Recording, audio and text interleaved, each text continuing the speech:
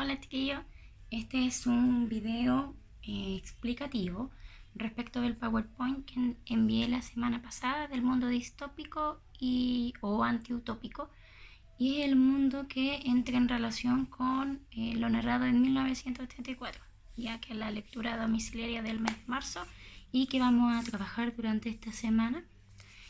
Bueno, el mundo distópico viene a ser un reflejo de lo que es la sociedad, que se supone es una sociedad en el futuro, nos muestra un cambio en la sociedad. Por eso se inserta el concepto del mundo distópico en esta unidad, la unidad 1, la de tradición y cambio, porque las novelas de anticipación social nos van a mostrar en el fondo cómo van a ser estos cambios que se viven en la sociedad, ya como el ser humano, en el fondo, en beneficio de lo individual, sacrifica lo comunitario, ¿ya?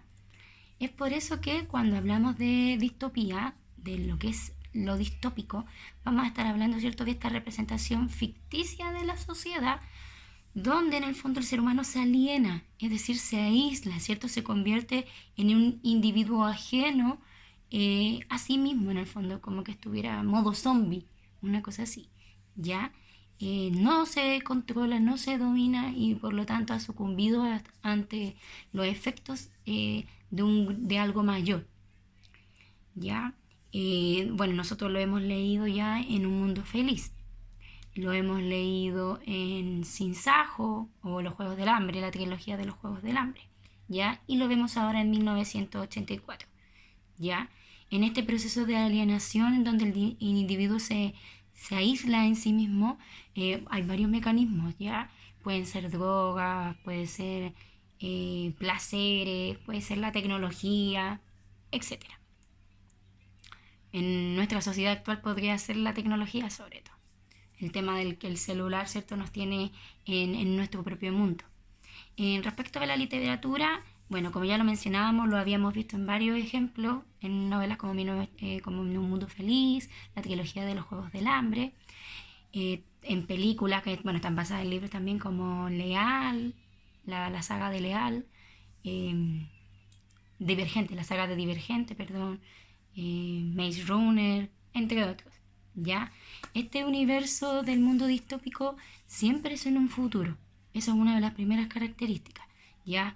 Hay un control opresivo, es decir, hay un grupo minoritario que controla a la mayoría, a la masa.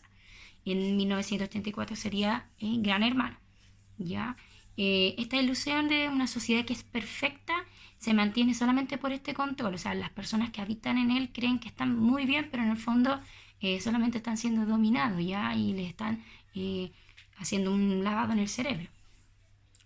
Por lo tanto, la distopía no solo nos va a mostrar una proyección de lo que va a ser el futuro, sino que es una proyección también exagerada. Ya siempre hay una idea de calamidad, ya de desastre. Y obviamente por lo mismo hay una crítica, siempre hay una crítica de trasfondo del sistema social y político que hay en el momento. Ahora, 1984 fue publicado en 1950. Por lo tanto, en este caso, George Orwell se adelanta 30 años a lo que podría haber estado pasando en su sociedad, ¿ya? Que si vemos, a lo mejor no es un fiel reflejo, un fiel calco, sí se asemeja a lo que ha pasado en algunas sociedades en distintos momentos, ¿ya? O bien, si ustedes hacen un análisis mayor, a lo mejor nuestra sociedad actual se ve en el fondo de esta manera también. Siempre, como les decía, hay un control opresor. ¿Y qué características tiene siempre la sociedad distópica? Como lo decía en la presentación, los medios de comunicación siempre van a ser utilizados para controlar a los ciudadanos y en beneficio de lo que el poder quiere difundir. La información, el pensamiento y la libertad están restringidos, es decir, siempre hay que pensar en el bien de las comunidades o de la sociedad de lo que se esté reflejando, pero lo individual queda eliminado. Por eso cuando hay una persona que piensa distinto, en el fondo la persona que empieza a cuestionar esto se vuelve nuestro héroe distópico, ¿ya? La figura del líder es considerada o adorada por los ciudadanos. Nosotros ya lo veíamos en los 2 minutos de odio, ¿cierto? Que los ciudadanos en 1984 odiaban a este traidor, a este rebelde, y en el fondo adoraban a su Dios, que era el Gran Hermano, Bueno, los ciudadanos siempre están siendo vigilados. En 1984 están las telepantallas en todos los lugares, saben lo que ellos hacen, incluso lo que piensan. ¿Ya? No hay privacidad, no hay una idea de la privacidad.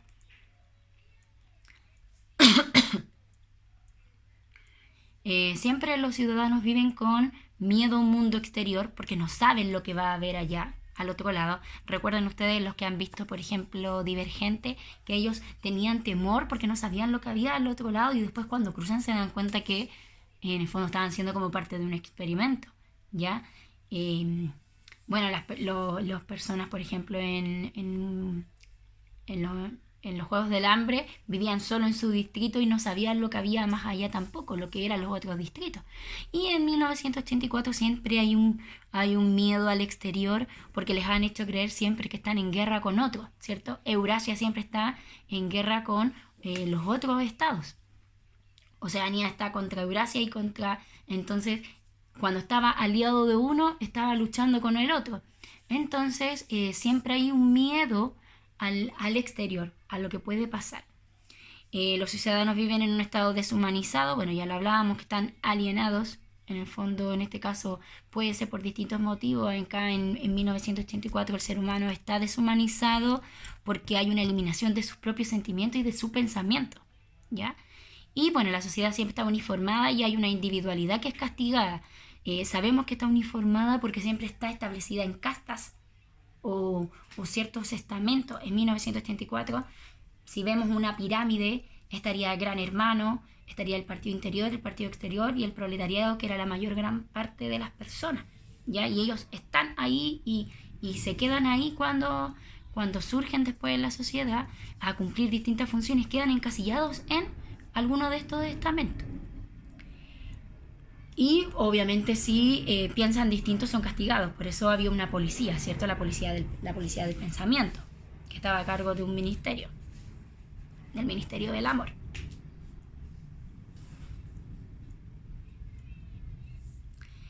Ya hablamos que está delimitado en castas o clases. Estoy mirando el PowerPoint para ir acordándome.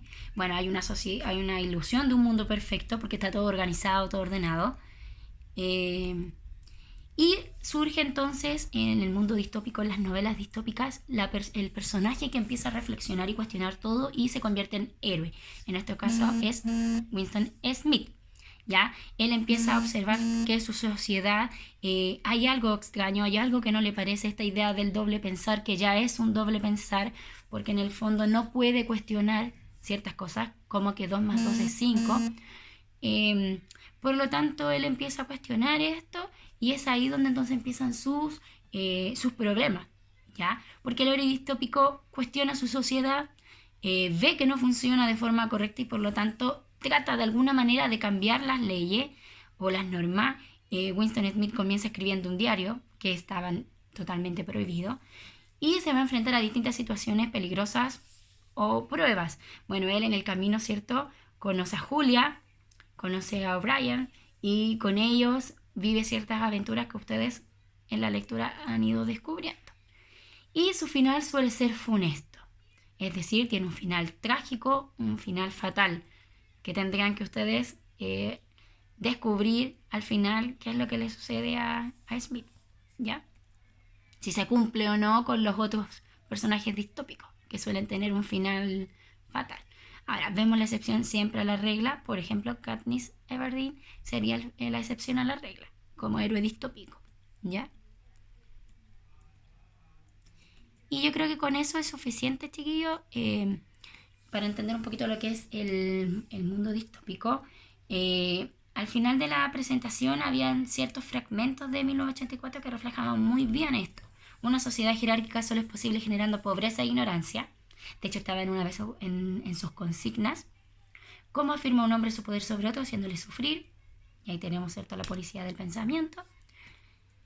Y quien controla el presente controla el pasado, y quien controla el pasado controla el futuro, a cargo del Ministerio de Verdad, ¿cierto?, que alteraba los documentos, las revistas, los periódicos, la historia, y la gente no tenía memoria, de hecho, aun cuando Smith, ¿cierto?, recordaba ciertas cosas de su pasado. La guerra es paz, la libertad es esclavitud, la ignorancia es fuerza. Las 3 consignas del partido. Súper importante que las analicen y qué quería decir cada una de ellas, ¿ya?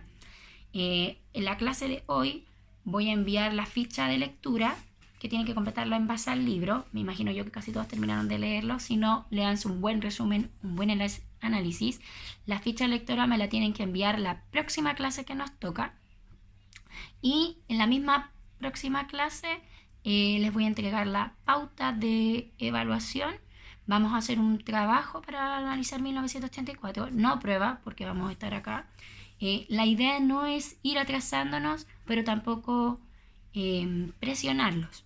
Por lo tanto, voy a enviar la pauta del trabajo. Me pueden hacer todas las consultas. Vamos a hacer una infografía que la van haciendo ustedes en Word. Cuentan con imágenes, la información, los que no se han leído muy bien el libro y por lo tanto les va a ser un poquito más fácil. Y me lo pueden ir enviando a medida que lo vayan realizando, pero la fecha de entrega es regresando a clase. Por eso les digo que no quiero que se atrasen, porque después, cuando volvamos, todos los profesores van a estar pidiéndole todas las cosas y por lo tanto, espérame hija, ir adelantándonos un poquito en lo que es el libro. Y les voy a enviar también en PDF el siguiente libro, que es Las chicas de alambre. Por lo tanto, voy a enviar el trabajo, voy a enviar la ficha lectora, la pauta de trabajo y el próximo libro, ya para que lo vayan adelantando. Vuelvo a repetir, la fecha de entrega de la infografía de 1984 es en sus tiempos. Usted lo hace, usted lo termina y quiere enviarlo, me lo envía.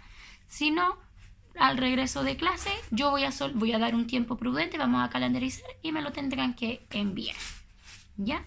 O sea, si alguien no me lo envía ahora, no tiene el 2. Es simplemente para descomprimirles el trabajo al regreso, ¿ya?